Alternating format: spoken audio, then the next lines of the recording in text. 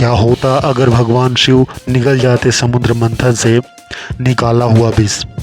मित्रों, जैसे कि हम जानते हैं कि हिंदू धर्म में भगवान शिव को सृष्टि का संहार करता माना जाता है।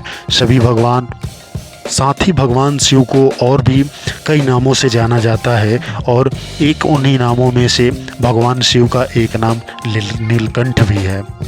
जैसे कि हम भी सभी जानते हैं कि भगवान शिव के ये नाम समुद्र मंथन के विष पीने के कारण मिला था। लेकिन दोस्तों, क्या आप जानते हैं कि भगवान शिव विष को अपने गले में ही क्यों रोक लिया था? और अगर उस विष को निगल जाते तो क्या होता? अगर नहीं तो हमारे साथ इस वीडियो में अंत तक बने रहिए, क्योंकि आज के इस वीडियो में हम आपके इसी से जुड़ी कथा के बारे में बताने वाले हैं। मित्रों, भगवान शिव का उच्चारण श्री भगवत गीता और विष्णु पुराण में भी किया गया है। विष्णु पुराण के अंतिम 9वें अध्याय में वर्जित के अनुसार एक बार महर्षि के देवराज पर क्रोधित हो गए और उन्होंने इंद्र और श्राप दिया कि तेरा तीनों लोकों में नष्ट हो जाएगा। इसके बाद देवराज के इंद्र के सक्षम ही हो जाने पर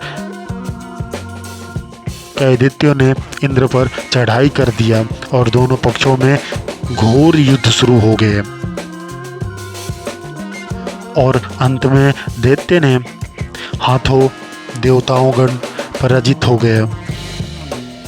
इसके बाद सभी देवताओं परमपिता ब्रह्मा जी के पास गए और उन्होंने सारा हल कहा सुनाया तथा ब्रह्मा जी ने कहा, दिव्य गणों, आप लोगों भगवान विष्णु की शरण में जाइए, वहीं आप सभी को इस संकट से बाहर निकालेंगे। इसके बाद ब्रह्मा जी सभी देवताओं को साथ लेकर विष्णु लोक पहुँचे और वहाँ पहुँचे सभी ने भगवान विष्णु की स्तुति की।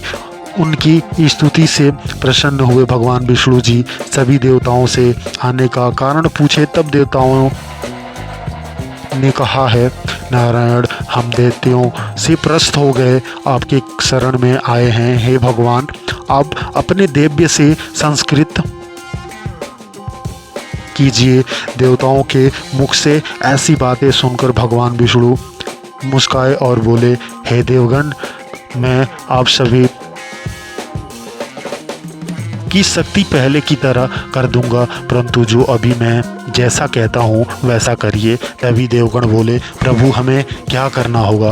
विष्णु जी ने कहा, आप सभी दैत्यों के साथ मिलकर समुद्र का मंथन करना होगा। इस मंथन में अमृत निकलेगा, जिसे पीने के बाद आप सभी अमर हो जाएंगे और फिर कोई भी आपको परास्तित कर पाएगा। भगवान विष्णु की बातें सुनकर सभी देवताओं हैरान हो गए और तब ब्रह्मा जी ने उनसे पूछा, हे प्रभु, दैत्यगण हमारे सहायता क्या करेंगे? भगवान विष्णु ने बोला, आप सभी ने दैत्यों के पास जाइए, उनसे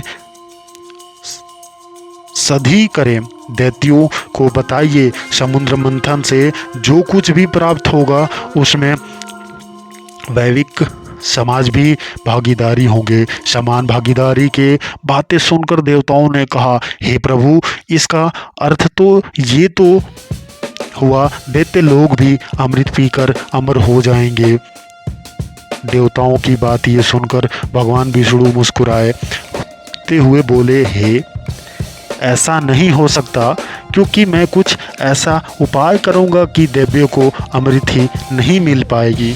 जय शिव।